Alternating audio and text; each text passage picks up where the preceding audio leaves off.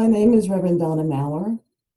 I am the spiritual leader of the Sonoran Desert Center for Spiritual Living here in Amano, Arizona.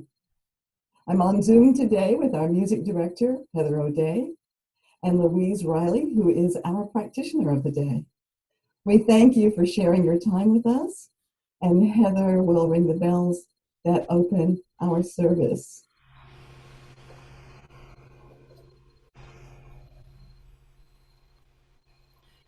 Hello, my name is Heather O'Day. I'm the music director at the Sonoran Desert Center. Let's ring our bells and begin this beautiful service.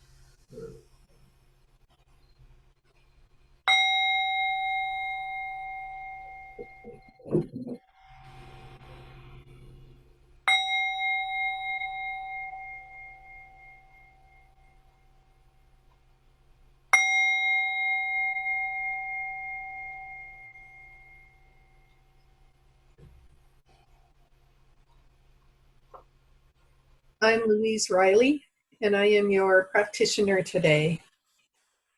And I'm going to start out with an invocation. There is one power, one presence, one life, one heart, and I call it God.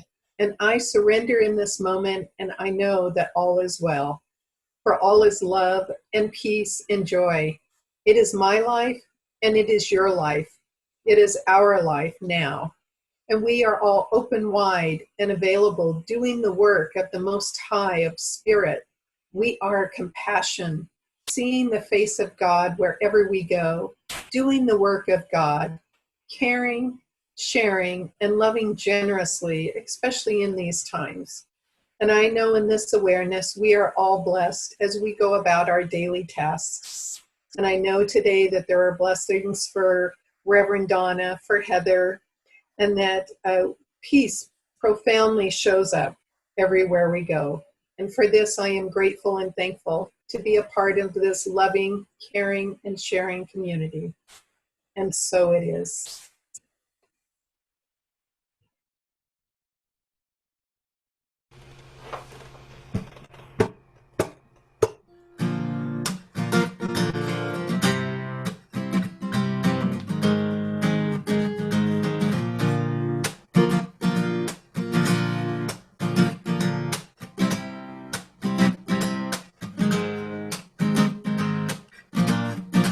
I'm in the right place at the right time.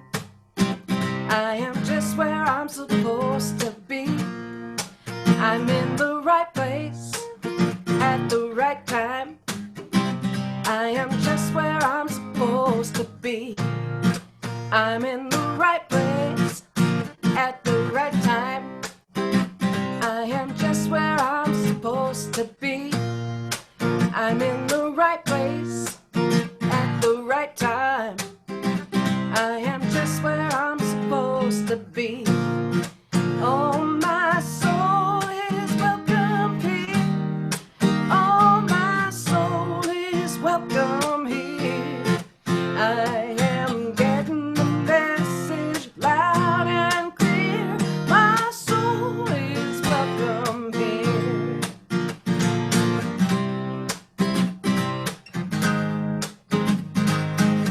All right, I'm in the right place at the right time.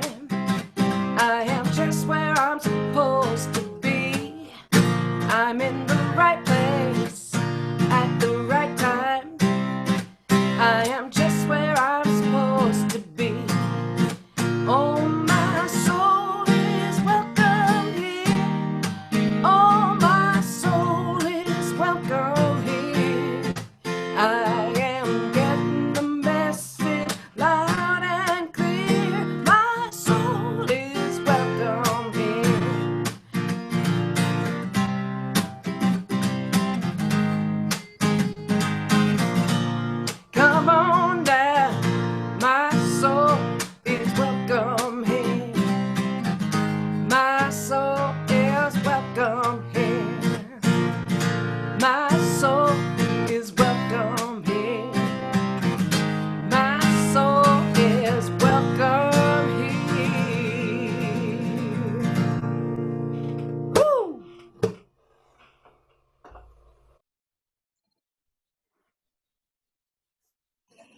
Thank you, Heather. It's beautiful. All this month, we're looking at our spiritual journey from different aspects. And today, our topic is our spiritual quest for belonging. To belong is to be part of something, to have that place and those people with whom you can be completely authentic, where you know you are loved, even with your flaws and brokenness. It's like a theme song to Cheers. It's that place where everybody knows your name and everyone is glad you came. But that doesn't quite explain the spiritual aspect of belonging. Our founder, Dr. Ernest Holmes, tells us you belong to the universe in which you live. You are one with the creative genius back of this vast array of ceaseless motion, this original flow of life. You are as much a part of it as the sun, the earth, and the air. There is something in you telling you this, like a voice echoing from some mountaintop of inward vision, like a light whose origin none has seen, like an impulse welling up from an invisible source. Your soul belongs to the universe. Your mind is an outlet through which the creative intelligence of the universe seeks fulfillment. This is your starting point for investigating the meaning of those impulses, longings, and desires which accompany you through life. So you and I have within us a spiritual need to belong, to know that we're part of something greater that stands alongside our need to belong in our world affairs. They go hand in hand. John O'Donohue, in his book Eternal Echoes, Celtic Reflections on Our Yearning to Belong, writes, there is a lovely balance at the heart of our nature. Belonging is not merely shelter from being separate and different. Its more profound intention is the awakening of the great belonging, which embraces everything. And our hunger to belong is the desire to awaken this hidden affinity. Then we know that we are not outsiders cut off from everything, but rather participants at the heart of creation. The spiritual need to belong that wells up from that invisible source is reflected in our human need to belong, whether to a family, a set of friends, a spiritual community, an organization like AA, a place where everybody knows our name. And having been on a spiritual journey now for almost 50 years, what I found is that the more faith that I have in a universe that loves and supports me, and knowing that I'm an expression of this love, the more at home I become in my human world. Again, Dr. Ernest Holmes writes, you are dear to life, beloved by it. In creating you, it has poured itself into you. You could not ask for greater love than this, and more love could not be given. Author and shame researcher Brene Brown says, when you get to a place where you understand that love and belonging, your worthiness, is a birthright and not something you have to earn, anything is possible. When you and I can say, yes, I am dear to life, beloved by it, and truly mean it, then the fear of not being accepted gives way to the courage to be authentic. And I really think that authenticity is the key to belonging. And I also think that developing authenticity, just as we continue to develop a greater faith, is a practice rather than a point of arrival. No matter how far we've come on our spiritual path, we all have points of meltdown. We all have doubts. Many of us will have those moments when we feel like we're not enough. Many of us will have an occasion where we feel that we need to mask our authentic self to fit in with the group or the conversation. Many of us will have those moments when we feel unloved or unlovable, when we don't feel dear to life or beloved by it. And that's why our spiritual practices are important. When in daily meditation, we touch base with that within us, that is life itself, that is love itself, then we touch our own spiritual worthiness. And we take that power into our day, into our world, so that we find a greater sense of self. And with it, a greater sense of wisdom, strength, and the courage to be who we truly are. Brene Brown, in Gifts of Imperfection, says, because true belonging only happens when we present our authentic, imperfect selves to the world, our sense of belonging can never be greater than our level of self-acceptance. Authenticity and self-acceptance then are two sides of a single coin.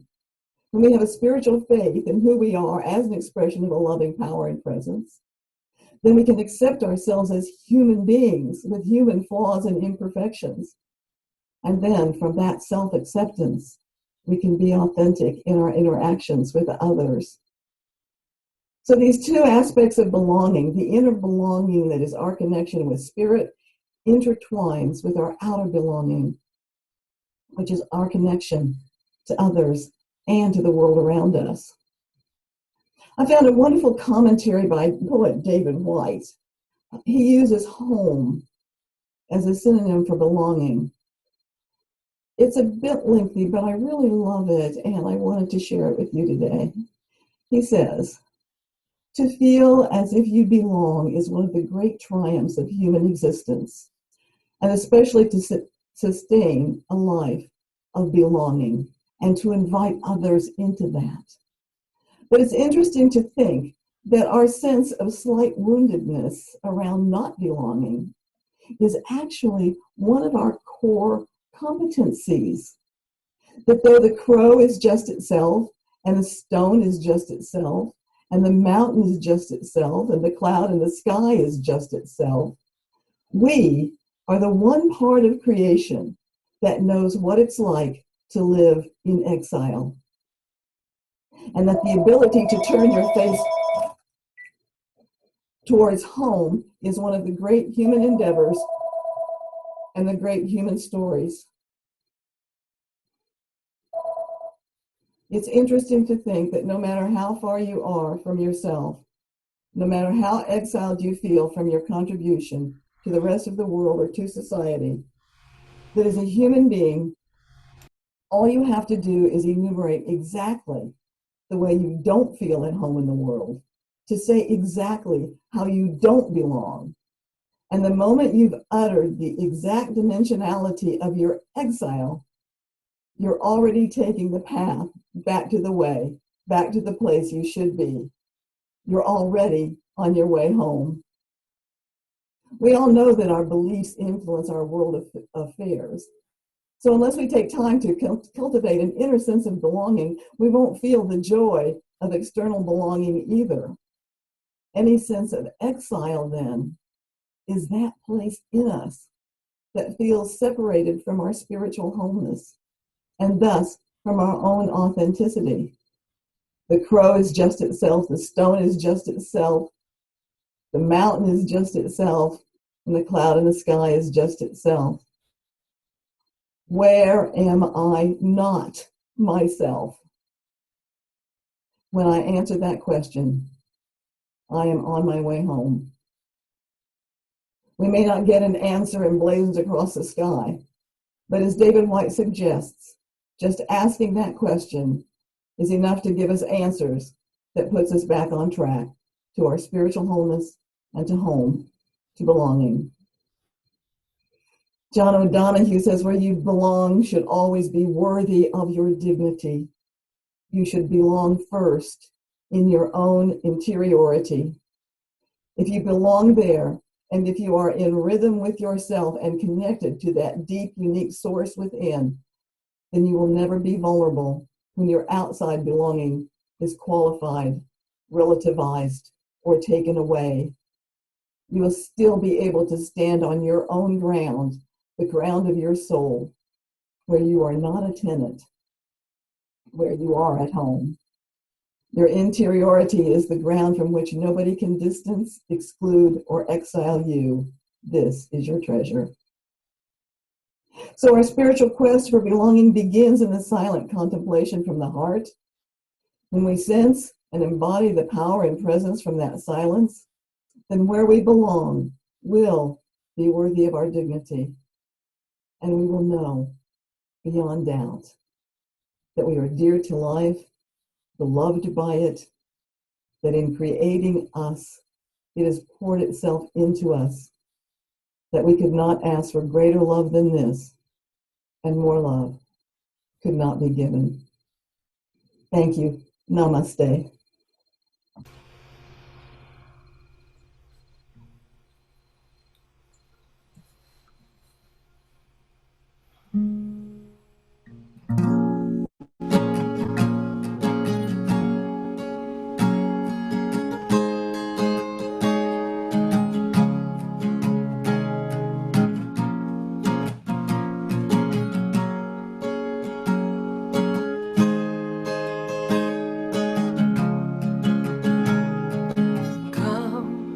Come, whoever you are, wanderer, worshiper, lover of leaving and come. Come, whoever you are, this isn't a caravan of despair. Come, whoever you are, wanderer, worshiper, lover of leaving and come. Come, whoever you are, this isn't a caravan of despair. And it doesn't matter if you've broken your vows 1,000 times before. And yet again, come again, come again, come.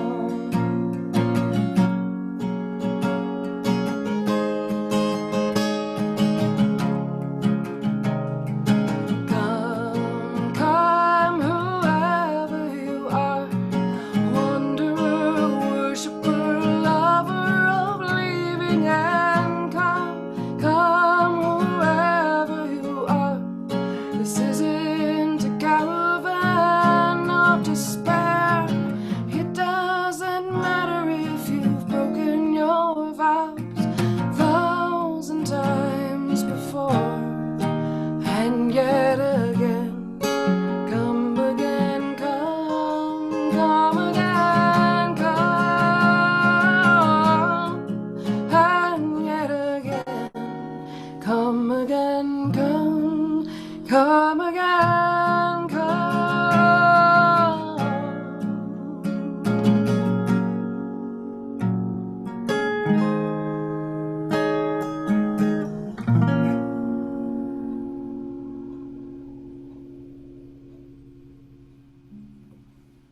Thank you so much, Heather. And thank you all for joining us today. We would like to continue our messages, and we would certainly appreciate your financial support. Please visit our website, www.cslaz.org, and click on the donate button. And we thank you for your consideration. And now I turn our services over to Louise for our closing affirmative prayer. Thank you, Donna. And I close out this service just knowing that each and every one of us does belong. Each and every one of us, our minds and our souls, we all belong to the universe. We are each a part of this universe. And I know that we are each blessed and filled with the love of God in our hearts and in our minds and in our souls. And I am so grateful, and I give thanks for knowing that God is in each and every one of us. I am grateful for this beautiful day, and I am grateful for Reverend Donna's words, who always inspire and bless us.